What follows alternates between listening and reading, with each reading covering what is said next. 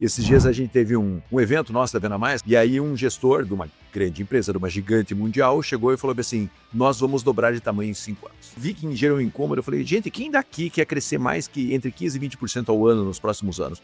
Quase todo mundo levantou a mão. Aí eu falei: vocês também vão dobrar a empresa de vocês em 5 anos. A diferença é que vocês estão pensando ano a ano. E aí, pensando ano a ano, muitas vezes vocês vão criando gargalos e pontos de estrangulamento na sua operação, que ele pensando em 5 anos, ele já está tratando os desafios que ele poderia ter no meio do caminho. Todos vocês que vão crescer 20%, vão crescer 100% em 5 anos. Se você mal vê um sinal de oportunidade, já sai nessa histeria de que você está atrasado, provavelmente você vai super despreparado. Vai passar vergonha, não está com caixa suficiente porque você não mapeou nem a maturidade de compra do teu cliente. No caso do agro, a maturidade de compra eram de ciclos de venda de 12 a 18 meses. Qual é a empresa que tem caixa para bancar a equipe de venda, feira, evento de campo, por 18 meses até fechar um negócio? No mundo imediatista. Você ia investir por 2, 3 meses e ia ver que esse negócio não está funcionando, você ia cortar o investimento. Mas isso você devia ter visto antes.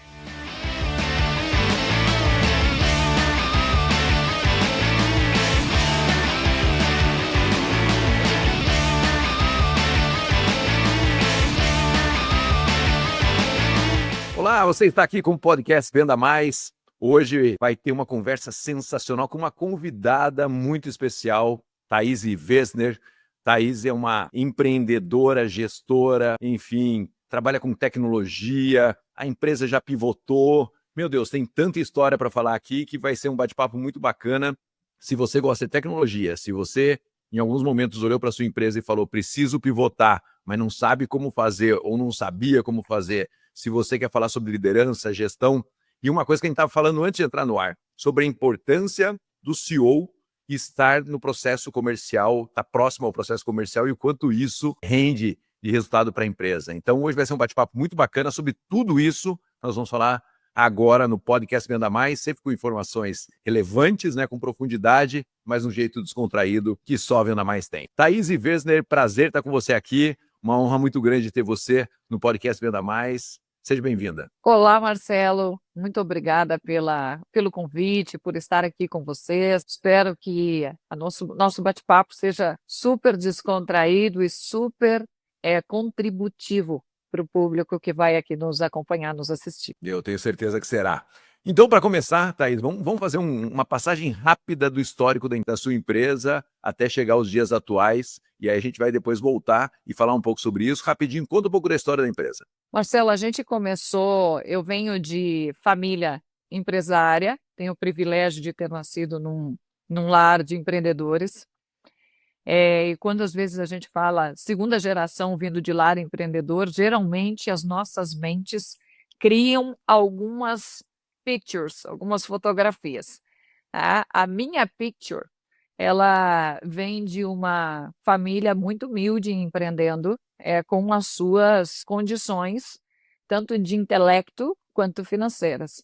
Então, não montem uma imagem de uma segunda geração que já vem de um negócio super mega estruturado, grande. Não, nada disso. Adoraria, tá, Marcela? Adoraria ter começado de uma forma mais leve, mas não foi o caso. Meus pais, lá na cidade de Venâncio Aires, que é interior do Rio Grande do Sul, fica entre Santa Cruz e Lajeado, é uma cidade com uma característica de 60 mil habitantes, onde a sua economia vem da agricultura de fumageiras e ervateiras.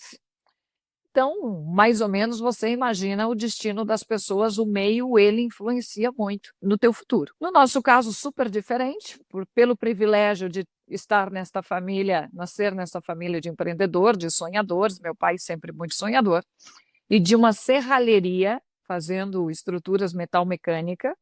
Ele e a minha mãe, cansei inúmeras vezes de ver a minha mãe, sabe aquele capacete de solda? Tá? De chegar lá na serralheria pequenininha e a minha mãe tá com o capacete de solda, soldando. Tá? Então, não pensem numa serralheria mega, ultra incrível, não, porque os funcionários lá eram meu pai, a minha mãe e o meu irmão mais velho.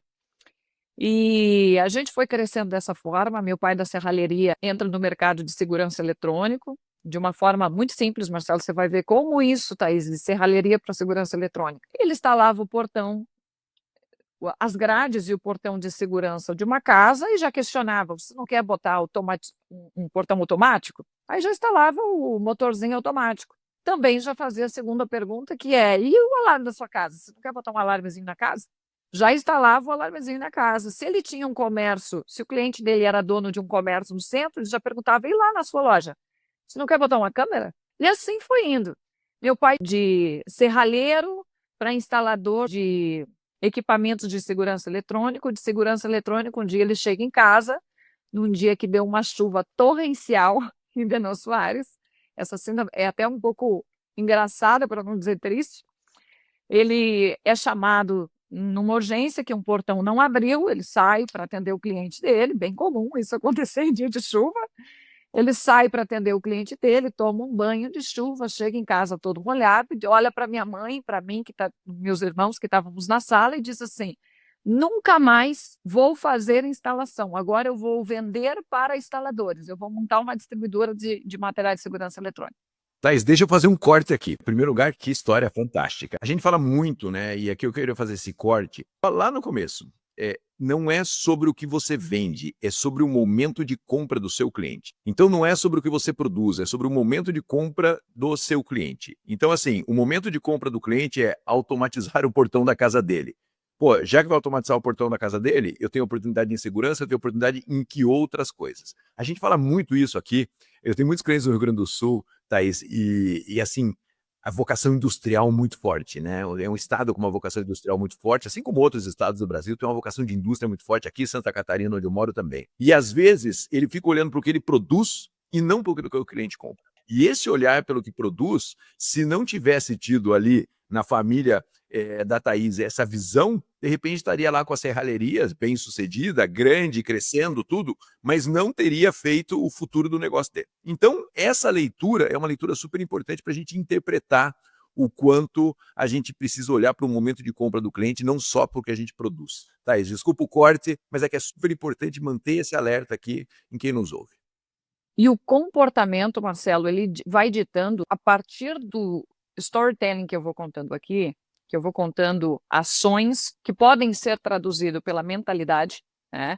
Você vai percebendo que é o drive da nossa companhia inteira até hoje. Tá? Então, eu faço questão de voltar nessa história, porque como você muito bem colocou, meu pai podia só instalar o portão, podia só fazer as estruturas metálicas. Você já percebe que ele tinha uma mentalidade do que mais, como ser mais relevante para o meu cliente. Como eu posso, ele está buscando, quando ele está fazendo um investimento na estrutura metálica, nas grades, nos portões, ele não está buscando segurança. No final do dia, não é isso que ele está comprando? Não é grade, não é portão. O que ele está comprando? Segurança. Elementos que vão traduzir para ele uma sensação de maior segurança. Então, meu pai foi entendendo isso, conforto, segurança, tá? Quando a gente fala do portão automático, na automação, não, você só quer abrir rápido, porque quando você abre manual, você sai do carro, abre manual, você bota o carro, volta, fecha. Olha o risco disso, de você ser assaltado nesse processo. Tá? Então, além de trazer conforto, você está o tempo todo buscando uma das coisas que nós, seres humanos, mais desejamos, segurança. E esse olhar atento dele, e óbvio, eu não estou instigando ninguém aqui a ter um olhar atento para o cliente e fazer venda daquilo que você não consegue entregar. Meu pai já tinha cursos de eletrônica, eletricista, então ele não só vendia, mas ele sabia instalar, tá? Ele sabia fazer. Então, não estou aqui motivando você a ter um olhar atento, ser um aproveitador de oportunidades do seu cliente, mas depois não conseguir nem entregar. Então, você precisa reconhecer as suas capacidades, as suas competências. Detectei uma oportunidade da qual eu não tenho todas as competências ainda. Gente, se você tem dinheiro na sua empresa, que é o caso da minha empresa hoje, você compra competências, você vai, estuda perfis, pessoas que tenham essas competências, né?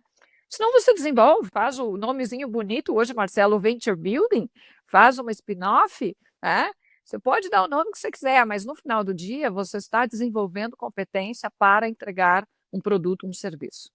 E esse drive ele vai seguindo ao longo da Virtuais, quando a gente entra em telecomunicações, quando a gente estava dentro da distribuidora vendendo central de alarme conectada pela rede celular. Então, por que já vender com o SIM card, com o chip, com a conexão? Porque nós ia dar trabalho para o nosso cliente comprar conosco a central de alarme. E a gente até tentou fazer isso, tá, Marcelo? A gente vendia só a central de alarme. O cliente voltava lá e devolvia, porque ele dizia: Osmar, que é o nome do meu pai, eu fui na loja da Vivo e da Claro aqui na minha cidade e eles falaram que não tem um chip para botar numa central de alarme. Eles têm para um celular, mas para uma central de alarme não tem. Então, assim, não dá para comprar isso agora. Meu pai prontamente pega a tal da central de alarme, vai até a Claro, no Rio Grande do Sul, em Porto Alegre, senta lá com eles, daquela forma bem caseira de fazer negócios, né? Aquela coisa bem grotesca, né? Bota a central, não marca reunião. Imagina, a grande Claro, você ia chegar lá falar com quem? Você não passa nem na portaria. Mas ele passou, foi determinado, foi lá, passou sem agenda, sem conhecer ninguém, conseguiu a atenção das pessoas, naquele comportamento de não sair daqui se não me atenderem. Tá? Eu tenho aqui um negócio, eu preciso resolver. E resolveu. E a gente passou a vender central de alarme conectado. Isso foi até 2012. 2012 a gente vende a distribuidora, faz o primeiro M&A da família. E agora meu pai comunica: vou vender a distribuidora, mas não vou vender a empresa de chip. Tá? Ok. Foi nesta decisão dele que virou o grande divisor de águas para virtuais. E essa decisão, Marcelo, já não foi com o mesmo drive lá atrás de observar o cliente. Aqui já foi observar o mercado. Porque meu pai usa a seguinte expressão em 2012: Mana, todo mundo vai ser chipado um dia. Claro, dentro de um storytelling que ele estava ali me convencendo de por que eu deveria tocar esse negócio, por que eu deveria acreditar nessa empresa, ele sai com essa expressão. Então, a nossa entrada no mercado de distribuição de materiais eletrônicos veio de um olhar atento para o cliente, e a nossa entrada no mercado de telecomunicações veio de um olhar atento para a tecnologia, para como as coisas estavam se transformando. E, de fato, hoje nós estamos em 2025, Marcelo, e muita coisa está conectada. Thaís, deixa eu fazer mais um corte aqui. Você falou uma coisa super importante, né? E aqui me lembrei de uma história, são muitas histórias já vividas. Eu lembro da história de uma empresa que eu era conselheiro, era uma construtora, e o fundador da empresa falava o seguinte: quando eu ia construir numa cidade nova, eu sentava na Câmara de Vereadores e eu pedia falar para o presidente da Câmara. E eu ia na sala do prefeito e eu pedia para falar com o prefeito, e eu ia no juiz da cidade e eu pedia para falar para o juiz. Porque eu estava entrando numa cidade nova e eu gastava tempo me apresentando para eles, porque eu sabia que se eu conhecesse essas pessoas, de alguma maneira eu ia ter facilidades dentro da cidade. E eu, às vezes, o prefeito não queria me receber, porque eu tinha uma construtora muito pequena, então eu ficava lá sentado esperando para ser atendido. E esse sentar para esperar ser atendido fez a diferença na minha vida, porque as portas foram se abrindo para mim de uma maneira extraordinária. Meu filho não faz isso. Então veja que dentro desse processo, né, que você falou, pô, foi lá na Claro, sentou lá sozinho, uma Claro gigante, e falou como é que põe o chip aqui dentro, né? Vou retroagindo um pouco aqui na história que você contou. Às vezes a gente cria novos líderes dentro da empresa, muitas vezes sucessores, e a gente não mostra para eles o quanto esse processo foi importante. E essas coisas vão se perdendo dentro do caminho, e quando elas se perdem dentro do caminho, muitas vezes você perde aquela força que você tinha. Por que as cidades me recebiam tão bem? Por que eu consegui dar passos importantes na minha vida? Porque saiu lá de Venâncio Aires, foi lá para Porto Alegre, sentou lá e esperou ser atendido. E nesse tempo digital que a gente vive, super conectado, às vezes a nossa equipe, às vezes o nosso time não entende essa importância. E às vezes nós, como líderes, não contamos essa história para que eles entendam o quanto isso foi importante. Então, estou fazendo um corte ali de trás do que você falou, mas isso para mim é super relevante, sabe? E é isso que faz sucessores, seja na família, seja novos líderes, seja o que for na empresa. E você também, eu não tinha olhado por essa ótica de determinação, o quanto isso não foi me passado através de uma conversa, através de falas. Eu absorvi este DNA, ou essa mentalidade, observando meu pai, porque meu pai sempre demonstrou, a partir dos comportamentos dele, e aqui podem me criticar à vontade, mas é como a gente acredita, e eu vou te dar diversos exemplos de que esta crença é sustentada por evidências, de que a gente pode realizar tudo o que você estiver disposto a pagar o preço. Então, não é tudo o que você deseja que você pode realizar. Não é essa frase, tá? Que todo mundo vem dizer aí, você pode realizar tudo o que você deseja. Tem o artista, o escritor famoso agora, que fala que tudo que a mente pode conceber, ela pode realizar. Mas eu gosto mais da frase que eu citei anteriormente, tá? Você pode realizar tudo o que você quer, o que você deseja, desde que esteja disposto a pagar o preço. E aí é pagar o preço, às vezes, de bancar o ridículo, de chegar na Claro sem ter uma agenda, conhecer ninguém. É pagar o preço de visitar um cliente mais de 10 vezes até que ele te atenda. Já fiz isso inúmeras vezes, Marcelo, de ficar 4 horas sentada na recepção. E aí, conectando a tudo isso, a gente começa, depois da venda da distribuidora, inicia o processo aqui da Virtuais, inicia esse negócio, e eu tive o privilégio de começar isso desde o início, basicamente, sem conhecer nada de telecomunicações, sem conhecer nada de nada, diferente do meu pai, que já iniciava conhecendo, vou instalar um alarme, mas eu sou eletricista. Não sei, nunca instalei um alarme, mas sou eletricista, tenho aqui skill suficiente para isso. Eu não, diferente dele, eu tinha muita vontade e eu acreditava muito em mim, mas eu não entendia nada de telecomunicações. O que dirá a internet das coisas, que esse nome nem existia naquela época. Então, eu me permiti me arriscar, muito jovem, né, Marcelo? Ainda tinha muito tempo pela frente.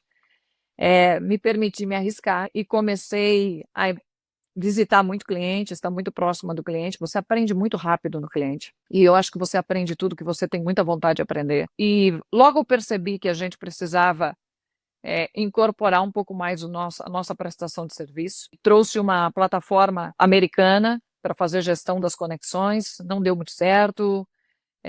Logo, foi ótimo isso, porque quando não deu muito certo, foi numa situação muito engraçada, Marcelo, com um cliente me liga e diz, Thaís, eu estou com o chip aqui na minha mão e a tua plataforma está dizendo que isso aqui está online. É humilhante isso. É extremamente humilhante isso, tá? Mas foi ótimo. Eu agradeço esse cliente até o dia de hoje, porque foi aquela ligação que eu desligo a ligação. Olho para o Israel, que trabalha comigo há muitos anos, é meu sócio hoje na companhia, e digo para ele, Israel, não podemos viver mais isso. O que você precisa para a gente começar a desenvolver a nossa plataforma? Contrato 2 desenvolvedores e a gente começa. Eu fiz muitas vezes o papel do UX, hoje tem aqueles nomezinhos bonitos lá na empresa, tem função para tudo.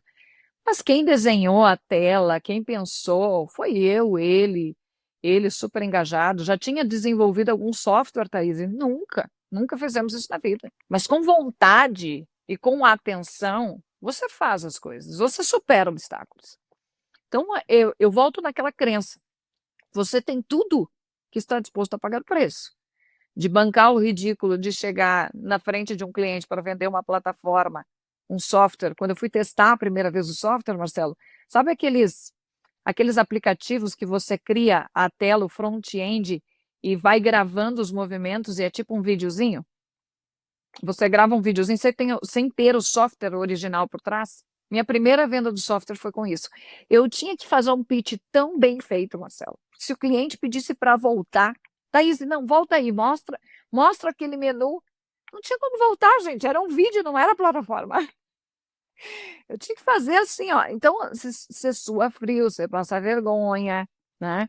Mas é essa coragem de fazer as coisas acontecer que nos trouxeram até aqui. Hoje a gente é uma das maiores operadoras de telecomunicações no mercado de internet das coisas, atuamos em diversas verticais de mercado, a gente é realmente muito bom no que faz, porque a gente foi, ao longo desses mais de 10 anos, ou mais de 15 anos, muito próximo do cliente, aprendendo no bit byte da operação dele. E desenvolvendo muita coisa dentro de casa, que é não se limitando às fragilidades do ecossistema atual. Então, eu acho que esse é um drive que está muito no nosso sucesso. Legal. E super importante que você falou, né, Thaís, de vai dar errado. E aí, como você vê, a história do seu pai começou quando lá choveu e ele falou, cara, não quero mais instalar, eu vou vender para instalador, né? Foi um dia de chuva. o sistema não funcionou e, de repente, se você não tivesse procurado uma plataforma ou desenvolvido uma plataforma, você estaria ainda trabalhando com uma plataforma de um terceiro no negócio que é o core do seu negócio, né? Que é o coração do seu negócio. Poderia ser terceirizado, poderia. Se funcionasse, quem sabe você continuasse terceirizado até hoje. Mas o aceitar, o desenvolver e trazer isso para dentro tem uma força muito grande de trazer o core do negócio para dentro. Numa empresa que não era acostumada a desenvolver, né, não era uma empresa de desenvolvimento, e foi lá e desenvolveu uma plataforma. Então aqui tem um outro movimento que é veja, teve um movimento de ter um novo negócio e tem um movimento de assumir algumas partes do negócio que você fala, pô, de repente não era o que eu estava mais afim de fazer, mas foi necessário porque eu perdi a confiança numa plataforma terceira. Poderia ter procurado outras soluções. Esses momentos de inflexões, eles são super decisivos na vida de qualquer empreendedor. E a decisão correta nesses momentos, ela é mágica. Então, muitas vezes, quando acontecem as coisas, em qualquer empresa, na Venda Mais mesmo, a gente olha e fala assim, cara, por que isso aconteceu? Por que isso está se repetindo? Que oportunidade tem por trás desse desafio? E às vezes a gente fica vendo isso, né, em palestra, tudo, o pessoal fala, cara, tem oportunidade aí quando você entra numa crise. Está aqui o momento da crise que gera uma oportunidade de você falar, vou desenvolver minha própria plataforma e a partir daqui vou continuar fazendo o meu caminho de uma maneira interna, e hoje é uma empresa de tecnologia. E me conte um pouco, você está no mercado de tecnologia, de internet das coisas, um mercado que cresce demais e que tem muita oportunidade, né? O seu grande desafio deve ser decidir que oportunidade embarcar e que oportunidade não embarcar. Como é que é esse filtro num mercado que tem tantas possibilidades assim, Thaís? Marcelo, para nós não é tão difícil esse filtro, porque para mim estratégia é sobre o que você não vai fazer. Isso tem que estar muito claro, tá? Então agora a gente está, nesse período a gente está em planejamento estratégico, e quando a gente entra numa vertical, vou te dar um exemplo, quando estamos falando de planejamento, a gente fala de diversas verticais de negócio. Tem uma seção lá que a gente fala do agro, a gente fala da indústria, dentro da indústria a gente fala de CD logístico, a gente fala de logística, a gente fala de mineração, e a gente vai passando uma a uma. E tem que estar lá as fragilidades, a gente olha o nosso portfólio, o quanto aderente ele está para atender às dores e às necessidades daquela vertical, a gente olha o tamanho daquela vertical, em que momento ela está. Às vezes tem muita oportunidade, mas ela não está no momento de compra, né? Ela talvez tem todo um processo ainda de aculturamento, como é o agronegócio. Então, para cada uma dessas, a gente vai fazendo através de uma metodologia que nos guia a fazer uma análise dentro de alguns critérios. E, dependendo da pontuação desses critérios, é um não. Se a pontuação é muito baixa, é não, né? E fica lá escrito por que não. Na nossa estratégia fica lá, por que não iremos focar nesta vertical? Por causa disso, disso, disso, disso, disso. E já sai também quais são os sinais que a gente tem que monitorar, que em alterando alguma coisa, volta para a pauta. Vamos voltar a discutir, porque estratégia é um organismo vivo. Esta vertical pode não ser aderente hoje, pelos critérios que a gente estabeleceu. Agora, você tem que ter muita sabedoria nos critérios, Marcelo. Que escolha, a sabedoria da escolha não está na escolha em si. A sabedoria da escolha está nos critérios que você elege para tomar a decisão, para escolher. Então, onde a gente debate muito os critérios. Quais são os critérios que a gente vai analisar, que vão nos auxiliar a tomar uma decisão se a gente vai ou não entrar em um determinado mercado. Você sabe, Thaís, que a gente fala muito quando a gente tá no momento de planejamento estratégico também na Venda Mais, e a gente aplica a nossa metodologia em vários clientes, e a gente fala muito o seguinte, uma das coisas que é mortais para o planejamento estratégico é você achar que o que está sendo debatido precisa ser executado nesse ano. E aí parece que a empresa confina o planejamento num prazo muito curto, em 1 ou 2 anos, né? E quando você abre possibilidades, por exemplo, de um segmento desses, que você falou, e qualquer empresa tem os seus segmentos, você abre a possibilidade de uma expansão, de um segmento novo, seja territorial, seja de produto, seja de serviço, você fala bem assim, pô, nesse momento isso não interfere, isso não é factível, não é o momento, mas eu vou monitorar esse processo, como você bem falou. Eu vejo que a maioria das empresas, ela vai cortando esses processos e ela acaba não acompanhando o desenvolvimento. E aí, quando você disse, quando tem maturidade o mercado, muitas vezes esse assunto sai de pauta. Então, planejar estrategicamente significa abrir portas que não necessariamente precisam ser fechadas nesse período, nesse ano, nesses 365 dias. Muitas vezes elas devem continuar abertas. Então, eu vejo que as empresas, por não pensarem de verdade estrategicamente, a gente tem visto que as empresas têm sido muito táticas, usando a desculpa de que o mercado está mudando muito, então eu vou ser o mais curto prazo possível, elas acabam matando oportunidades e leituras de médio e longo prazo. E várias empresas que a gente entrevista aqui, empreendedores, gestores, eles falam isso, eles falam, cara, é um movimento de médio e longo prazo, e a gente só vai fazer o negócio acontecer se for de médio e longo prazo. Esses dias a gente teve um evento nosso da Venda Mais, que é o Sales Leaders Summit, né? E aí um gestor de uma grande empresa, de uma gigante mundial, chegou e falou assim, nós vamos dobrar de tamanho em 5 anos. E aí quando ele falou, nós vamos dobrar de tamanho em 5 anos, muitas pessoas se incomodaram, né? Porque ele é uma gigante mundial, tinha pessoas ali de empresas menores, e ele falou, eu vou dobrar em 5 anos. Aí eu pegou e terminou de falar isso, e ele falou, e por isso eu tenho que ter uma preparação muito importante na minha empresa para que todas as áreas acompanhem a área comercial nesse dobrar a empresa em 5 anos. Eu falei, legal. E a hora que todo mundo vi que gerou um incômodo, eu falei, gente, quem daqui quer crescer mais que entre 15% e 20% ao ano nos próximos anos? Quase todo mundo levantou a mão. Aí eu falei, vocês também vão dobrar a empresa de vocês em 5 anos. A diferença é que vocês estão pensando ano a ano. E aí, pensando ano a ano, muitas vezes vocês vão criando gargalos e pontos de estrangulamento na sua operação, que ele pensando em 5 anos, ele já está tratando os desafios que ele poderia ter no meio do caminho.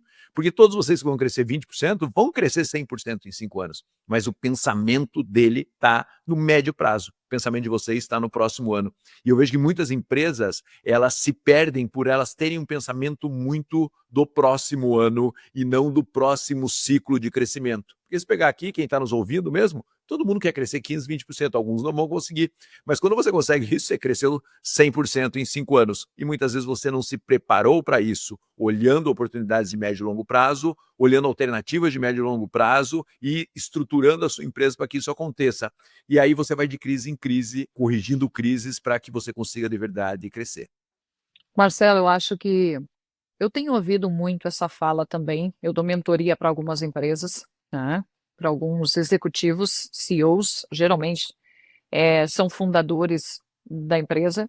O que eu vejo quando eles utilizam essa fala de eu não faço um planejamento mais de médio ou longo prazo porque o mercado está mudando muito, tá?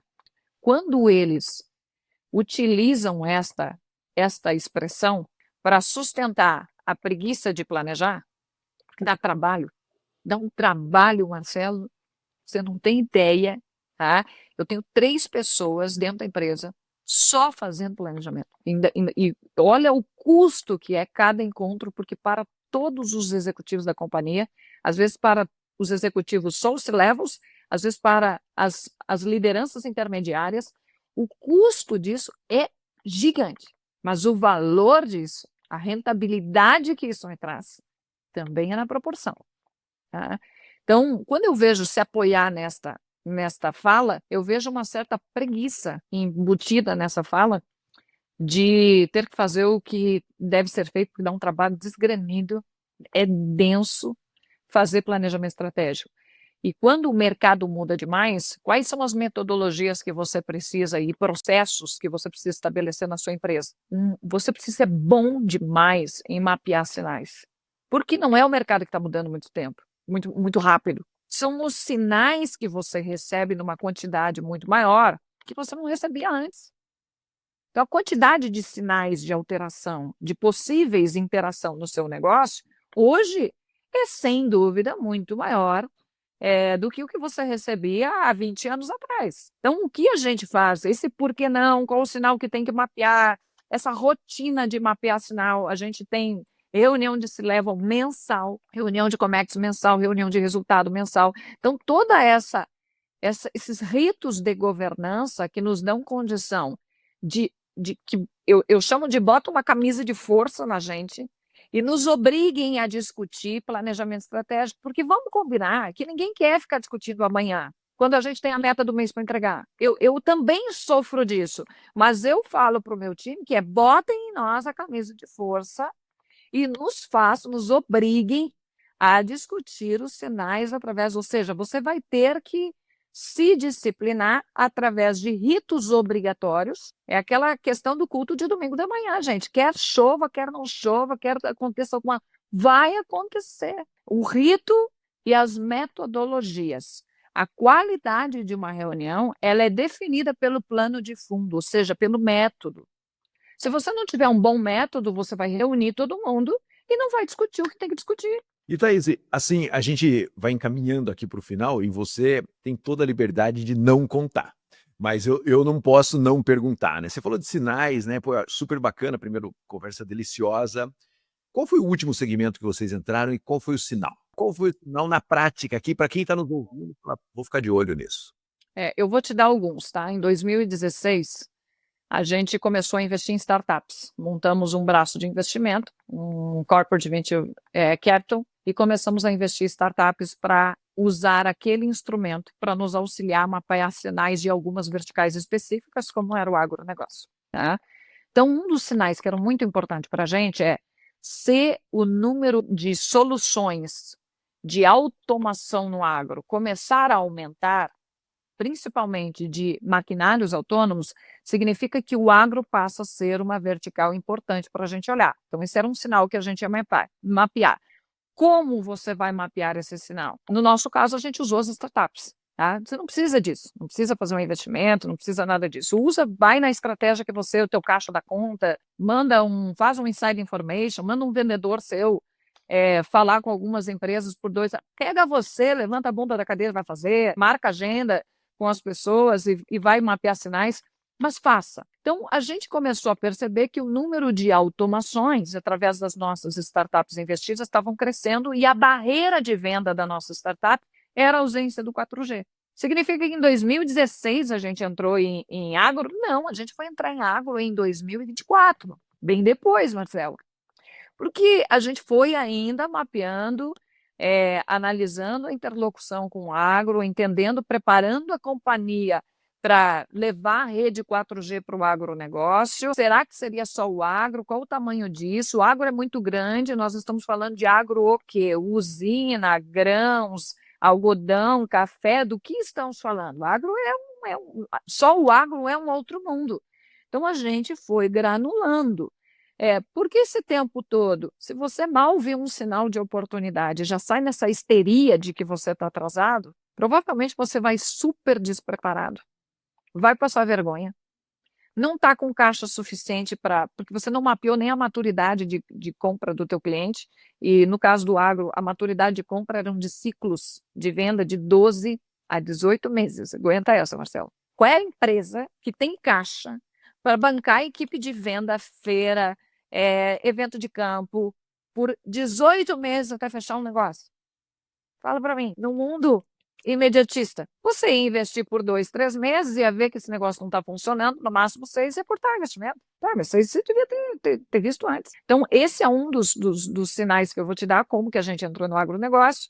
Outro que eu vou te dar, como que a gente passa a fazer um investimento de alguns milhões de reais, super arriscado, para entrar no mercado de MVNO, para comprar outorga de telecomunicações, por um sinal do regulatório que a gente vinha medindo. Então, quando deu a compra da Oi, eu já podia ter tido uma MVNO, Marcelo, em 2018. 2018, a Anatel já liberou esse modelo de negócio. O que eu não fiz em 2018? Estava muito frágil ainda. Estava todo mundo... Eu disse, deixa os primeiros se lançarem, vamos ver como é que essa coisa para de pé. Estava tudo muito frágil. A gente faz um primeiro passo que vamos fazer uma MVNO Lite, uma credenciada, foi em 2020, acho que foi bem na pandemia, para a gente lançar o chip com a nossa marca, com um custo baixíssimo e controlado, para ver o quanto o cliente confia em nós, porque não adianta eu fazer um super investimento de 50 milhões, e depois, eu descobri que, pois veja bem, né, o cliente, nós vamos ter uma curva aqui de evangelização mais longa do que a gente está pensando. Poxa, isso não pode ser liviano dessa forma. Então, a gente fez primeiro uma Lite, teve uma adesão fantástica no mercado, aí aumentou a nossa coragem, isso é muito bom, aumentou a nossa coragem que a gente disse, opa, peraí, a gente nem achava que tinha tanta confiança assim do nosso cliente, e a gente tem muito mais do que a gente mesmo conseguia se autoanalisar. Vamos agora fazer o MVNO autorizado, e também foi por um problema, foi porque o nosso fornecedor do credenciado estava nos trazendo alguma instabilidade de serviço, Quando começou trazendo a estabilidade de serviço, eu disse, não, quer saber? Bota o pé no acelerador, vamos fazer a nossa autorizada. Então, assim, são mapas de sinais, tanto de mercado, no caso do agro, tanto externos quanto internos. Você está medindo a qualidade do teu produto, você está medindo, porque às vezes a gente mapeia tanto sinal fora, esquece de mapear interno. O que o cliente está falando do seu produto? Qual é a opinião dele sobre você? Porque é essa opinião que vale. Não adianta eu chegar aqui na Câmara e dizer a gente é a melhor empresa de não sei o quê, tá? Esse é o branding fácil, tá? Mas se você pegar o telefone hoje, ou você vai num restaurante almoçar, alguém diz que viu o nosso vídeo, você senta para conversar com essa pessoa, e essa pessoa começa a trazer uma virtuais, que não foi a virtuais que eu contei aqui, do que adianta? Eu estou mapeando tanto sinal lá fora, estou esquecendo de mapear dentro de casa. Thaís, que história fantástica, gostei muito de todas as fases, elas vêm, gostei da frase que você usou, né? Não é a mente cria a oportunidade realmente, mas pagar o preço pela oportunidade é sempre algo que poucas pessoas estão a fim de fazer e poucas empresas estão a fim de fazer, né? Porque você vê esses investimentos que você falou agora nessa última história sua, é um investimento, é o que você falou, é significativo para uma empresa, para qualquer empresa é um investimento significativo. Optou-se por pagar o preço e fazer o investimento. Então, crescer tem conexão com pagar o preço, né? Criar outras empresas, investir em startup é pagar o preço. Toda a mudança que aconteceu na Virtuais vem desse processo de uma oportunidade identificada, uma crise ou não, mas na ideia de pagar o preço. E eu também gostei muito do que você falou sobre mapear os sinais e olhar para o médio prazo.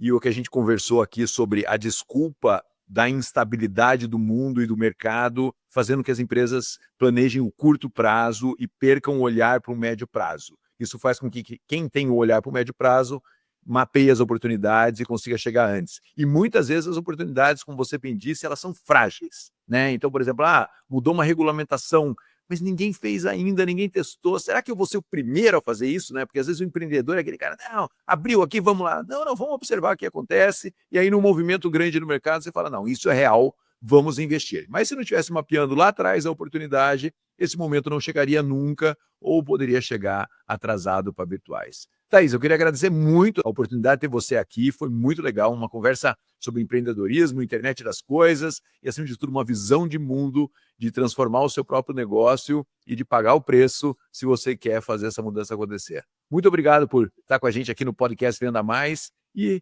se despeça do nosso público para que eles conheçam melhor você, enfim, quais são os caminhos para conhecer melhor a Thaís, que está aí pelo mercado também, trabalhando com palestras. Marcelo, muito obrigada pelo convite. Para quem quer me seguir, meu Instagram é aberto, Thaís Wesner, pode botar para seguir lá. Eu divido com o meu público conteúdos sobre gestão, sobre negócio, sobre liderança, sobre a Virtuais, obviamente, né, gente? Não tem dono de empresa que não pode ser que não seja o seu maior vendedor.